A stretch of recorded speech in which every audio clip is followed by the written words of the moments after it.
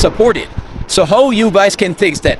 So I will tell you some reason you can do that, and it will fix that.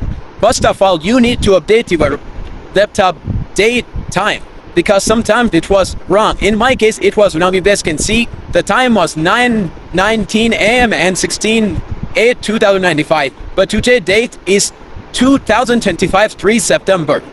So yeah, the main problem can be that.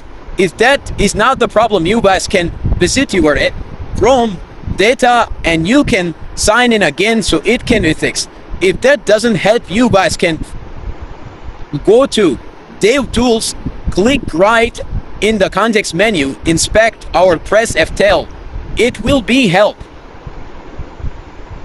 In some cases, you might have to clear more than just site data. So under storage quality, predictive, under storage category, there are a couple more things you can play, like local status, session storage, extension storage, etc.